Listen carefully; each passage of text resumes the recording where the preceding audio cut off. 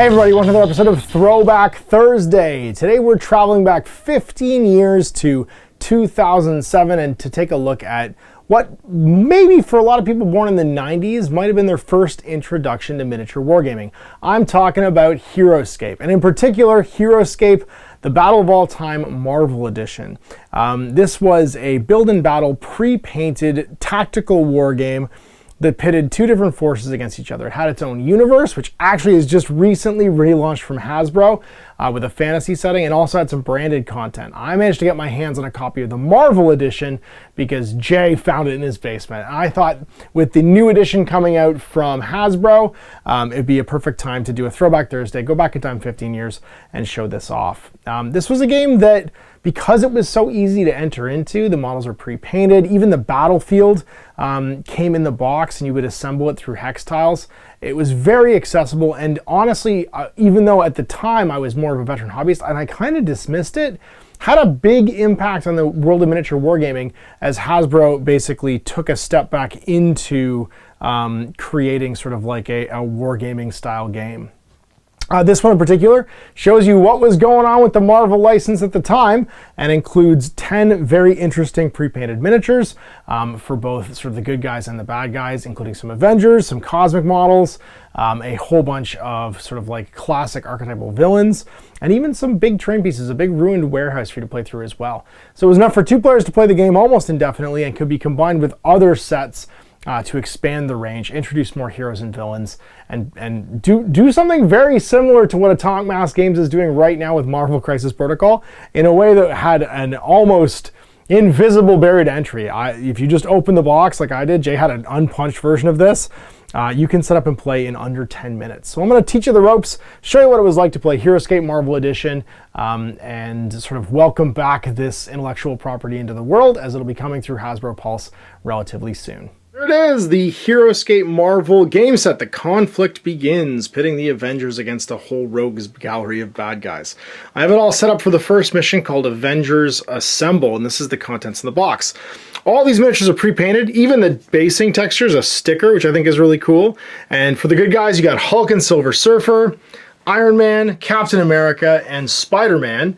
And for the bad guys, you got Thanos, Red Skull, you got Dr. Doom, who I'm still waiting for an MCP, Abomination, and Venom. So again, very popular rogues gallery of villains and heroes.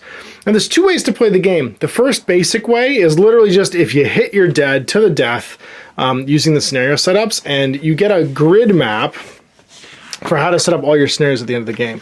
So you'll see that the host of pieces that come in here have basically a tile layout. I followed the first one. And they just slot it together. They just push fit in. So you could take this apart and put it back together a million times. And half the fun of Heroscape was making your own map layouts. Now, of course, there's like 10 scenarios in this box set, but you had a variety of tiles and you could even stack them to create elevations. So if you wanted, the first, of course, core mission just used kind of flat terrain with the elevation coming from the ruined warehouse piece. But you could have, like, if you had a lot of these tiles, and I've actually seen Battletech players use them in like modern years, you have this incredible like battlefield layout. And in fact, one of the first times I ever went to one of the big gaming stores in Toronto when I was living there, the owner Steve had like dozens of copies of these sets. Had a whole table laid out of this stuff. And you can, I'm sure if you just do a Google image search for Heroscape tiles, people were ravenous for these. And there's a lot of people that use them for other game systems because they came out of the box like this, pre-painted, super handy. You had concrete, sand, and like sort of grass tiles. And you could make a very cool battlefield just using what came in this box. I may end up using this stuff to kind of zhuzh up my Battletech mats maybe and make them look a little bit more elevated in the future. The game used proprietary dice and a D20 for activating powers, which we'll go through when I do like the anatomy of a card. The dice had blanks, skulls, and shields. They were just opposed values. So the shield obviously blocks damage, the skull causes damage, and a blank is just a miss. It's just a bog standard D20, and if you see a power with a number, typically that's its activation. So like swing line on a 4+, you'd be able to activate it, and was used for resolving those kind of effects. Now you also had your damage counters, which are these. You had your activation counters. The game used a 3-model kind of bidding system, and you'd bid to grab models, and then your initiative was hidden from your opponent with 1 fake out token, so you didn't know who was going to go first and second. Now, of course, I'm going to solo play this, so I'm going to probably just use I'm going to mix them up and be surprised by who's going first and second. You would try and hide sort of like your initiative values. You had some objective markers, the mysterious item, and the object of power, and they'd start flipped usually, so you wouldn't know what they were. There's various interactions for them. And then you had all of your data cards for your characters, as well as 1 for the ruined wall section. The strong defense, when rolling defense dice against a normal attack from a small or medium figure, add 1 automatic shield to whatever's you rolled. So if you're standing on it, you get to be defended. And all of this allowed you to basically play the game at 2 levels. So the basic one is if you had your card with no point value side up, nobody has a life bar, they just take a hit and they die. You can see their stats are also different. So you had your move value, how many hexes you could move. Each elevation you went up would also cost you a point. So like, let's say I stacked these tiles onto here, and I wanted to move up. Instead of being 1 hex to go up, it would be 2 points of movement to go up to that next level. You have your range, so the range at which you make your attacks, and then your attack value of dice. So if he rolled 8 dice to attack, you would pick up 8 of these, 4, 6, 8. Get 1 hit, and then let's say he was trying to attack Venom with a defense of 4. He didn't block any, so in the basic game, Venom would just die. But when you use the advanced size, you can see there's also a life counter, which is how many hits you can take before you're dead. When you do flip to advanced, you have a point value, which is used in force construction later on, team construction. You have a bunch of keywords, which can trigger various effects. So like being human, he's unique, so you can't have more than 1 of them. He's a creature, so creature things might trigger off of him. He's angry, which is like his misdemeanor, or his demeanor rather. And medium size 6 is how many tiles tall he is. So for line of sight purposes, again, a bit like MCP, you have a height value and you can see over things that are less tiles than you are tall. So if there was 5 tiles in front of Hulk, he would still be able to see over them because he's 6 tall. And he can't move up anything that's more tiles tall than he is. Then you have your powers. So he has Rage Smash. When Hulk makes a normal attack, he receives 1 extra attack die for each wound marker he has. A maximum of 5 extra attack dice for Rage Smash. So if he's got 8 life and he's down to 3, he doesn't activate his power because he rolls a 2. Whenever he makes an attack, he can try and roll that power. This dice only has a 300 apparently. There's a 9. And then do it. He has Super Leap, so instead of making a normal move, he can move 10 inches. But he rolls 3 less attack dice when he does it, and he can go a maximum of up and down 10 when he does so. Or sorry, 50, levels up and down. So he can go a maximum of like, I guess, like 25 tiles high. And when you're using like big terrain pieces, that could be a lot of tiles. I think this thing counts as being 10 tiles high. So like he could go 10 up over 1, right? And then if he wanted to go all the way over it, 2, 3, and then 10 more down, he'd be going a maximum of 23 spaces. So he could leap the building, right? But he has to count how many hexes overall he does. Stomp special attack, it's only range 1, so basically 1 hex in front of him. It's attack 3 dice, but attacks everybody nearby. The structure is pretty simple. Before the game starts, or the turn starts for initiative, you're going to put out your counters and decide who's going to go first, second, and third, along with your fake out. So the mission here, it's called Avengers Assemble. It showed me how to lay out the map and then the starting positions for each of the characters and which characters to use. We'll put down some random ones. I can't really see them, so I'm not really sure which is which. And then we'll assign... One of these has to be the X, right? So we'll just mix these up.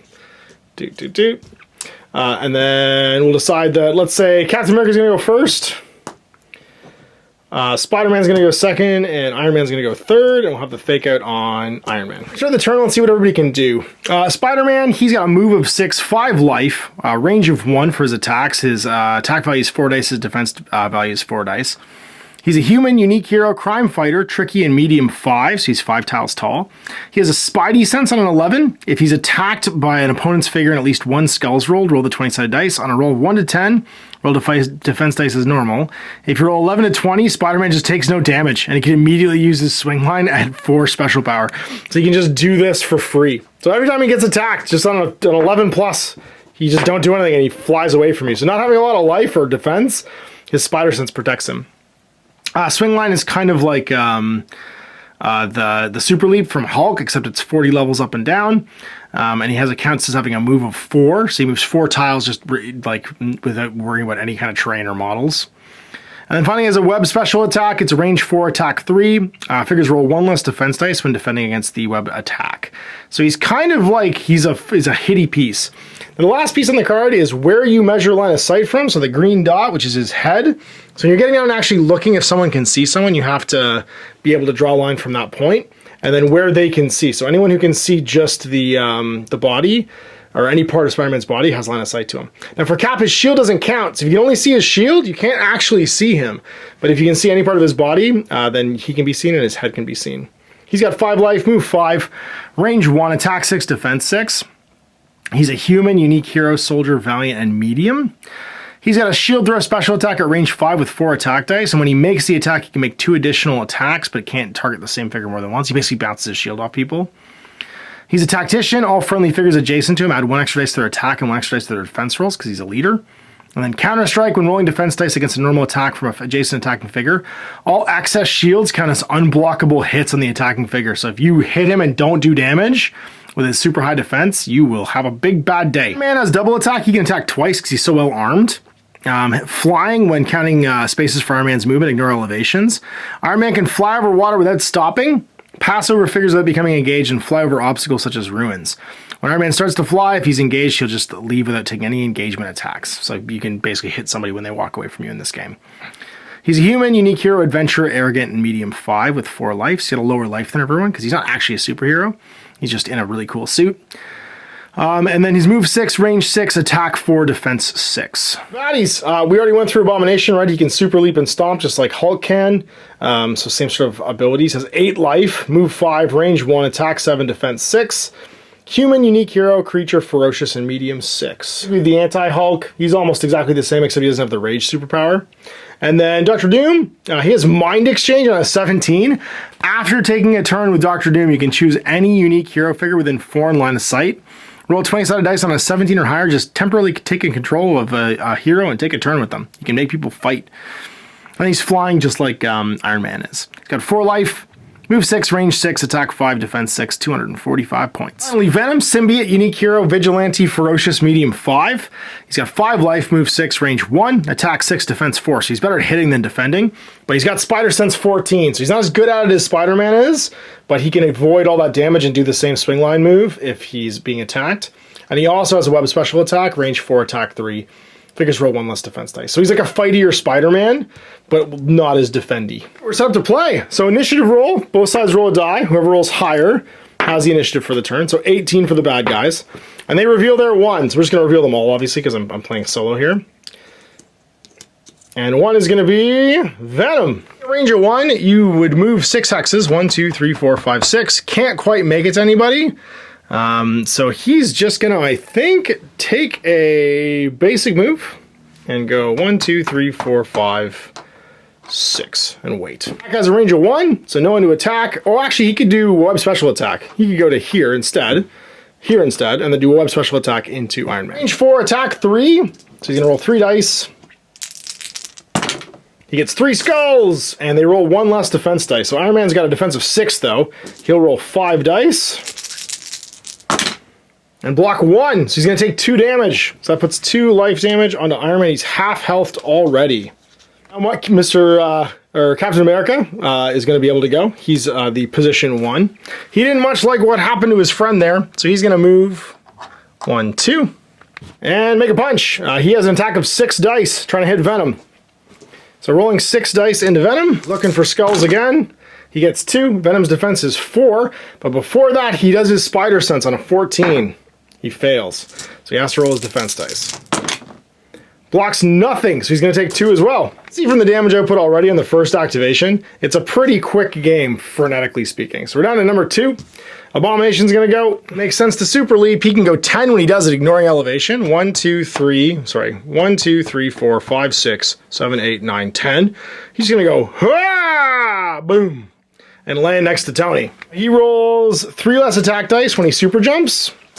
So he's going to roll 7 normally. It's going to go down to 4. 4 attacks. Gets 1 damage. Defense 6 on old Iron Man, so he just needs to roll a single shield and he'll block it all. He rolls lots of shields and takes no damage. 2 is going to be Spider-Man on the good guy's side. So he's going to make his move and move his 6. 1, 2, 3, 4, 5, 6. He can move a little bit more and just be within range 4. So to there. 1, 2, 3, 4 hexes to Dr. Doom, and then do a webline special. So it's only 3 attack dice, but Doom will roll 1 less defense dice for only 5. 3 attack dice from old Spidey. Does he get it? Gets 2. And 5 defense dice from Doom. Blocks 1, takes a damage. 4 life, he's down to 3. We're in the initiative 2 position. We're down to the 3 position, which will be Doom himself. So he can make a move.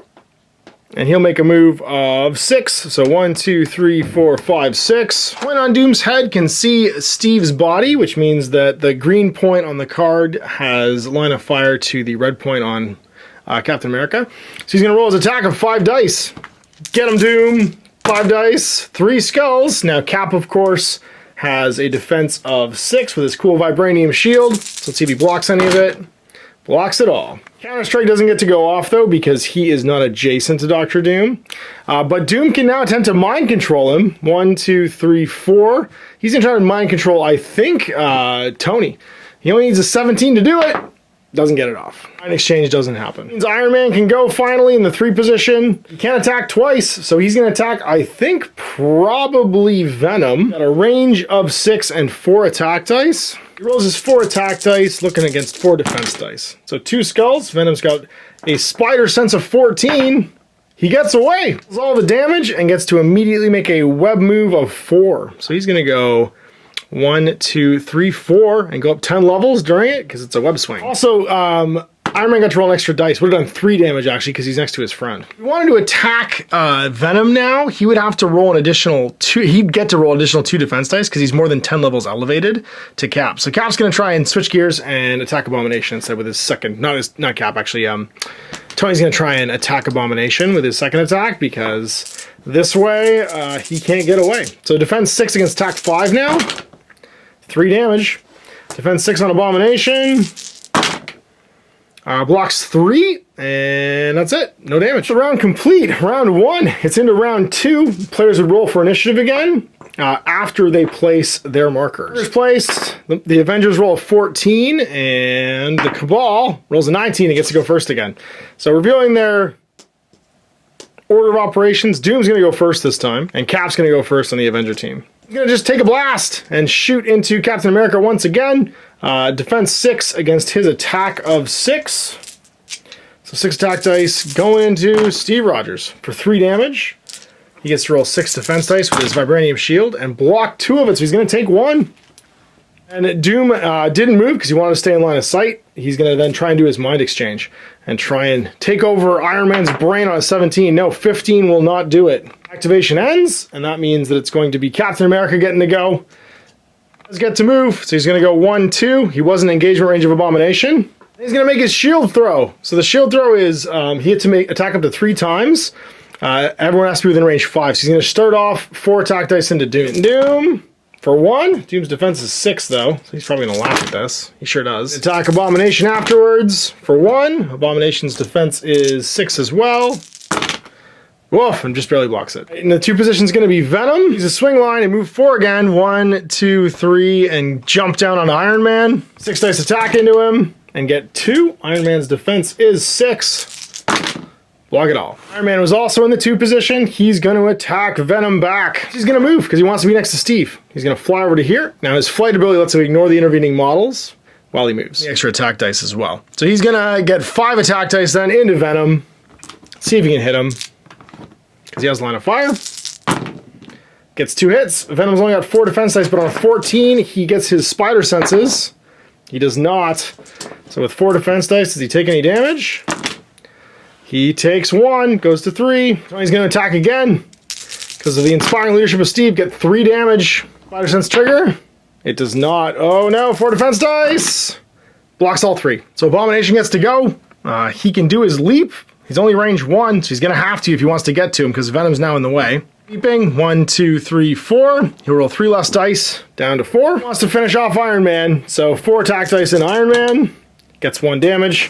Iron Man gets to roll 6, 7 in defense, because he's next to Steve now. No, and still takes 1. He's got 1 health left. Position 3 is Spider-Man. He's going to move his 6. 1, 2, 3, 4, 5, 6. Go 1, 2, 3, 4, 5, 6.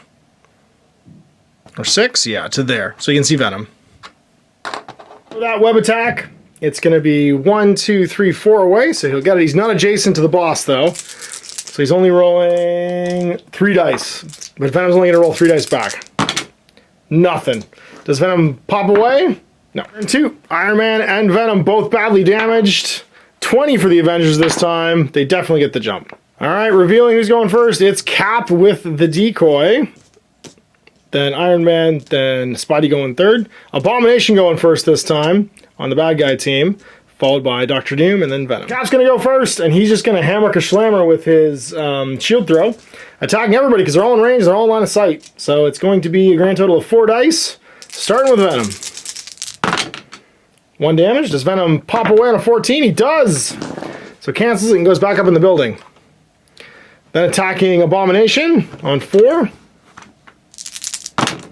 Gets him for 2. Abomination's got 6 defense dice, though. And blocks it all. Into Doom. Gets him for 1. 6 defense dice back again. Blocks it all. Oh, now Abomination gets to go, and he's going to crush aside poor old Iron Man. Bothering the movie, he's got 7 attack dice. But Iron Man does have 7 defense dice, so there's a chance he lives through this. How much damage? Whoops, how much damage does Abomination do? 4? Trying to roll 7 to defend. 5, actually. Does Tony block it? Blocks 4, takes the 5th one, and dies. With nobody in the 2 position, we move on to 3. Means Venom gets to go. Actually, sorry, that means Spidey gets to go. Swing line. 1, 2, up 10, 3. And then make a web attack. Should be to go next, stand next to Captain America. Which is what he's actually going to do. He's not going to do his web swing. He'd rather walk over there. Because it does need a dice roll. And then he'll be able to get an extra dice as well. So 4 dice with his web special attack. Hits twice. So 5 defense then on Dr. Doom. Because he's -1 defense dice.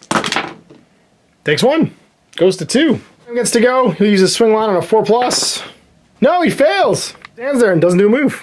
It's only range 1, so that's all him being done. Doom still hasn't gone. He actually needs to attack Cap for 5 attack dice. I hit 4 times, 6 defense dice on Cap. Blocks 2 of them and takes 2. Because Iron Man died, we just skipped bracket 2 there for the Dr. Doom. All right, face down for all the initiative tokens. 13 for the Avengers, 19 for the Cabal. They're going first. We'll reveal that yet again, the Abomination's going to go first. Take a walk, 1, 2, 3. Try and hit this Spider-Man. Big attack dice. Ooh, 5 damage. You get out of dodge with spider senses? No, on a 7. Roll defense dice. He's only got 4, but he's got 5 because Cap's there. Yeah. Blocks 1, takes 4, and just gets exploded by him. Cap was in position 1, so he gets to go now. Take out somebody, so he's just going to try and pummel Doom. He's got a 5 attack, or a 6 attack. Big fella, 3 damage. Doom's got 6 defense. Blocks 1, takes 2 more. Doom's dead. Was in position 2. So that's it. The Avengers are all down except for 1. So in comes Venom. He'll do his swing line on a 4+. Fails. Scared. He's only got 2 health left. The symbiote refuses to come down. Setting initiative for Cap now because we know where he's at. So let's just see who's going first. For the Avengers, it's a 10. For the Cabal, it's an 11. Feeling the Abomination was going first, and then Venom was going second. Big A's walking in. He's going to roll a 7 attack dice. Swing coming out. Oh, it's 4 damage. Defense 6, but he's only got 2 health left. Blocks 2 and takes 3. And that's the Avengers down. Abomination and Venom taking the field for the Cabal.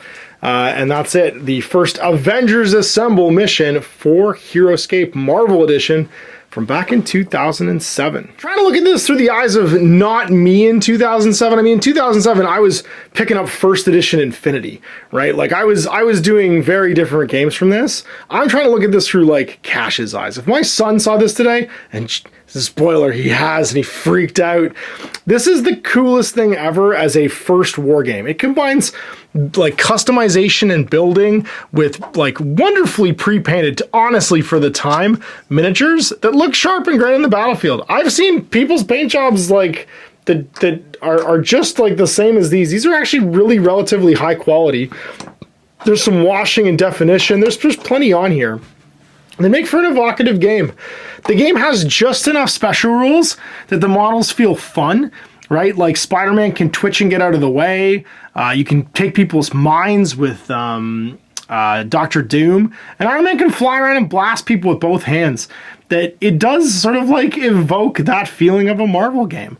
So overall, I think it does what it set it's out to, and more importantly, it inspires like just the right amount of creativity in a kid that they might expand into playing a tabletop board game in the future. So even if you've disregarded this because you're kind of a veteran salty hobbyist, be excited that Hasbro's bringing this back. It's good for the industry. It's going to put more like people in front of tabletop gaming like this. And overall, even though it probably won't have an intellectual property like Marvel going for it in the future, the fact that there's an easy to pick up and play game like this coming back onto the market, I think is a good thing overall. So there you go, a Throwback Thursday look at Heroscape through the eyes of the Marvel edition of the game. Now there was a lot more to Heroscape, a whole fantasy setting, but this one felt like it was useful to show off. One, because it's a nice self-contained 3-on-3 battle, so it just makes for a good Let's Play. And two, because it really shows what the market was like in 2007. It was a very different place in miniature wargaming. And I feel like this was a really well-designed and maybe kind of forgotten product for the time. They paired up classic heroes and villains, right? So Red Skull versus Captain America, Abomination and Hulk. You had Venom and Spider-Man, Iron Man and Dr. Doom, all going head-to-head out of this box, and there were tons of expansions for it as well. I might actually try and get my hands on some so we can keep playing this game. I'm definitely going to like show cash this game because this is the perfect entry level for like an 8-year-old to start getting into miniature wargaming. And with the return of this game, I'm actually really excited. It's funny how in my sort of like 30 years of miniature wargaming, I didn't appreciate what a game like this can do for the industry, opening doors and making it more accessible for people to try out a hobby like this without any kind of barrier to entry. You hear me talk about the Christmas morning test a lot of what's the time between opening the box and having fun and how I'm so passionate about that these days. This game did this 15 years ago and is probably responsible for more hobbyists than I know entering into tabletop gaming. So tell me what your experiences were with Heroscape in the comments. Let's get excited about it coming back. Not necessarily for myself, but for the future, hobbyists that are going to enjoy miniature wargaming. And thanks for watching. Thanks all, Mash. Happy gaming. Hey there, I hope you enjoyed that video. There are tons of other games already recorded for you to watch. Click over to my channel page if you haven't already, and have a look through the dozens of playlists full of videos. I guarantee you'll discover a game you haven't seen played before. I put out new videos 7 days a week, and every day is themed to a different genre as I continue to explore the wider world of gaming. Of course, none of that's possible without you, the viewer, so click a like and subscribe if you'd like to stay on top of what's happening here daily. My 2 kids and I are massively grateful to be able to have the flexibility of this job so I can always maximize my time with them. If you want to support me continuing to put out this content, it's only possible because of my amazing backers on Patreon who support the studio, equipment, and model cost, as well as being how I make the bulk of my living. You can also help out by buying a t-shirt through Spreadshirt, a measuring gauge or widget from Death Ray Designs, or buying one of my games and supplements like Last Days, Gamma Wolves, and Blaster. As a way of showing my appreciation, patrons get early access to new games and supplements that I write throughout the course of the year. Huge thanks for watching, it really does help out, and happy gaming.